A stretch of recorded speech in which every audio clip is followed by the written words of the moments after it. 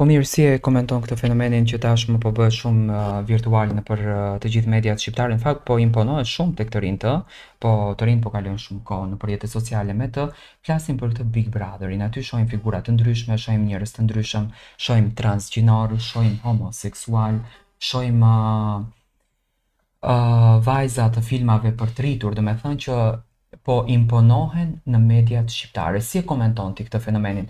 Është haram kjo sepse ka ca që e thonë është haram, ka që e thonë nuk është haram. Për shembull, Labinot Rexha ka qenë një nga protagonistët që nëpër media thonte është haram Big Brotheri dhe hyri u fut aty brenda tash si banorja e shtëpie. Kështu, shumë është letë tash mund ta them fjalën haram. Edhe qëndroj pas asaj fjale dhe them haram, edhe atë me shkronja të zeza të trasha, haram i kulluar edhe pa asnjë pak dyshimi. Tash nuk du të flas vetëm në atë aspektin fetar. Ja, ta lojmë pak besimin. Flasmi si shqiptar. Flasim shoqërinë tonë. Shoqërinë tonë si shqiptar. Po.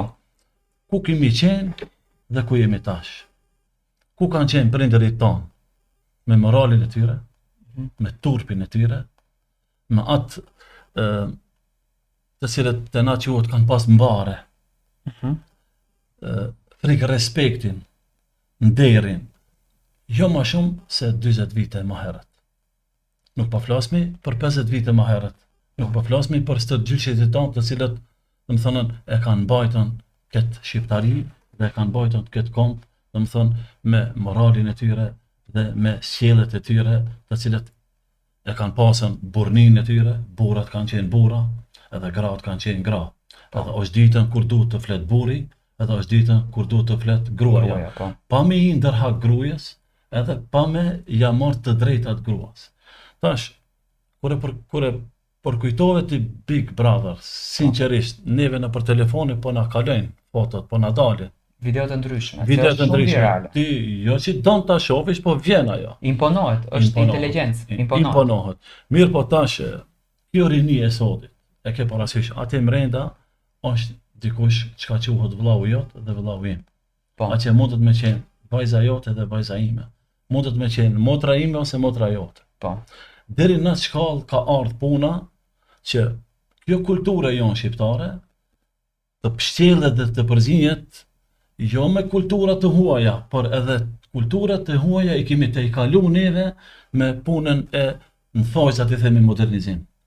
Kjo nuk është modernizim, kjo është degenerim, kjo është katrim. Me anën e Big Brothersit japin mesazhat e 3 dhe 3 tonë se kjo është jeta çka duhet na ta jetojmë. Kjo është jeta shfrenuese. Dil, lirohu se jenë demokraci, dil, lirohu se jenë liri, dil, lirohu dhe mos vet bab, mos vet non, mos vet vllahun, mos vet motrën, vazhdo dhe bane atë çka ti të ato shpirti. Jo, jeta ka rregulla. Ka rregulla. Edhe unë në emision se të kom ardhën. Ti ke rregulla. Me patjetër. Tash, nëse unë në emision kom ardhë kam rregulla. Imagjino tash krijuesi gjithësisë. Kur unë ka kriju mu dhe na ka kriju neve. A thu vallë na ka kriju kështu shkele shko dhe ta bëjmë jetën si kafsh dhe të jetojmë si kafsh, apo ka rregulla kjo jetë. Edhe dihet kanë e kje të drejtë ta marrësh për qafe, edhe kanë e kje të drejtë ta marrësh, atje themit mos shprejnë atash, ta përqafosh. Jo çdo kush mund të përqafohet, jo çdo kush mund të puthet. Feja tregon kush puthet dhe kush nuk puthet. Feja tregon se kush përqafohet dhe kush nuk përqafohet.